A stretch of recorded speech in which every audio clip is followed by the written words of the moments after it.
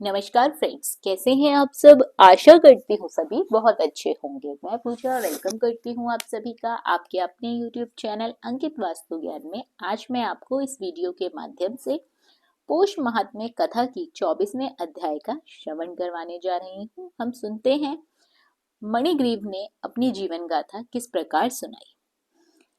अपनी जीवन गाथा सुनाते हुए मणिग्रीव कहने लगा, हे ब्राह्मण, हे महात्मन, मैं अपनी भार्य सहित चमत्कारपुर नामक नगरी में रहता था। मैं धनी, परोपकारी और पवित्र हृदय का व्यक्ति था, परंतु आगे चलकर एक समय मेरी बुद्धि भ्रष्ट हो गई और मैंने अपने धर्म का पालन करना छोड़ दिया। मैं पर स्त्रीगामी हो गया और मदिरा मांस आदि का सेवन करने लगा। चोरी, हिंसा, पर स्त्रीगमन तथा अन्य पाप कर्म करने के कारण मुझे अपने संबंधियों ने त्याग दिया। राजा ने मेरा घर आदि सब मुझसे छीन लिया और जो बची हुई संपत्ति थी वो मेरे बंधु बांधवों ने छीन ली। इस तरह सबसे तिरस्कृत होकर मैं इस वन में आ गया हूँ और यहाँ निवास कर रहा हूँ। यहाँ जीवों की हिंसा करके मैं पत्नी सहित अपनी जीविका चला रहा हूँ। हे महात्मन, मुझ पापात्मा पर दया करो। मेरे पूर्व जन्म कृत सत्कर्मों के फल से आपके इस वन में दर्शन मिले हैं। हे महामुनि, पत्नी सहित मैं आपकी शरण में हूँ। कोई ऐसा उपाय बताइए जिससे मैं इस हिंसात्मक पापकर्म, दरिद्रता एवं दुख से मुक्त हो जाऊं। मणिग्रीव की आर्तवाणी सुनकर उपदेव जी कहने लगे, हे महाभाग, अतिथि का सत्कार करके तू कृतार्थ हो गया। इससे तेरा ही कल्याण होगा। व्रत, तीर्थ, पूजा पाठ और दान आदि के बिना ही तेरी दरिद्रता दूर होगी। यह मेरा निश्चय ही कथन है। अब से तृतीय मास पुरुषोत्तम मास होगा।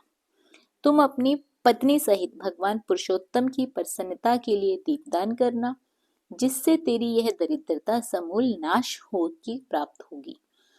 तिल के तेल का दीपदान करना और ऐश्वर्य सुख होने पर घी के दीपकों को दान करना। लेकिन वनवास के इस काल में तेरे लिए इन दोनों में कुछ भी संभव नहीं है।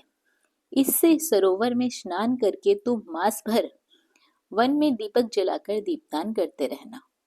तुम दोनों पति पत्नी को मैंने यही उपदेश दिया है। वेदों में अनेक प्रकार के दान आदि कर्मों का वर्णन किया गया है, किंतु वे सभी पुरुषोत्तम मास दीपदान की 16वीं कला को भी नहीं पहुंच पाते। पुरुषोत्तम मास के दीपदान की महिमा का वर्णन करते हुए स्वयं भगवान नारायण ने कहा है कि सारे तीर्थ और सारे के सारे शास्त्र पुरुषोत्तम के दीपदान की 16वीं कला के समान भी नहीं है। योग, ज्ञान, सारे मंत्र इस पुरुषोत्तम मास की दीपक की 16वीं कला से भी निम्न है। चंद्रायण आदि व्रत इसकी समानता नहीं कर सकते। वेदों का पठन पाठन, गया का श्राद्ध, गोमती नदी के तट का वास सब मिलकर भी इसके समान महत्व नहीं रखते। इसी से पुरुषोत्तम मास में दीपदान अवश्य ही करना चाहिए। मैंने यह तुम्हें दरिद्रता के नाश की युक्ति बतलाई है। हे वत्स, जाओ, तुम्हारा कल्याण हो, तुम्हारी सेवा से प्रसन्न हो मैं अब प्रस्थान करना चाहता हूँ। अगस्त्य जी बोले। इतना कहकर वे श्रेष्ठ विप्र उपदेश जी द्रुभिज मुरलीधर भगवान को स्मरण करते हुए प्रयागराज की ओर चल पड़े। दोनों पति पत्नी भी उपदेश को आगे तक पहुंचने के लिए चल पड़े। इसी प्रकार चलते चलते कुछ दिवस बीत गए तो वे दोनों ब्राह्मण से आज्ञा पाकर अपनी झोपड़ी पर लौट आए और पुरुषोत्तम भगवान का ध्यान करने लगे। भक्ति के साथ 2 मास बीत गए।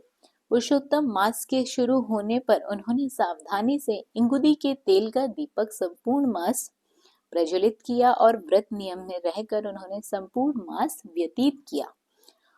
पुरुषोत्तम भगवान श्री कृष्ण जी की कृपा से उनका अंतःकरण निर्मल और जीवन अत्यंत धार्मिक हो गया। सभी प्रकार के सुख व ऐश्वर्य को भोगने के बाद समय अनुसार पति पत्नी यह शरीर त्याग कर स्वर्ग में जा पहुंचे। वहां के सुखों को भोगने के कारण उपरांत उन्होंने भारत भूमि पर पुनः जन्म प्राप्त किया। तुम राजा वीरबाहु के पुत्र चित्रबाहु नाम से प्रसिद्ध वहीं मणिग्रीव हो। पुरुषोत्तम मास में घी या तिल के तेल का अखंड दीपदान करने वाले व्यक्ति के विषय में तो कुछ कहा ही नहीं जा सकता। श्री पुरुषोत्तम के दीपदान के फल के विषय में तनिक भी संशय नहीं करना चाहिए। महाराज चित्रबाहु को पूर्व जन्म की यह कथा सुनकर और आशीर्वाद देकर महर्षि अगस्त्य जी ने विदा ली। तो फ्रेंड्स, ये था कथा का 24वां अध्याय। आशा करती हूँ कथा कहानियाँ आपको अच्छी लग रही होंगी। वीडियो को लाइक और शेयर अवश्य करें। बने रहिए आपके अपने YouTube चैनल अंकित वास्तु ज्ञान में। धन्यवाद।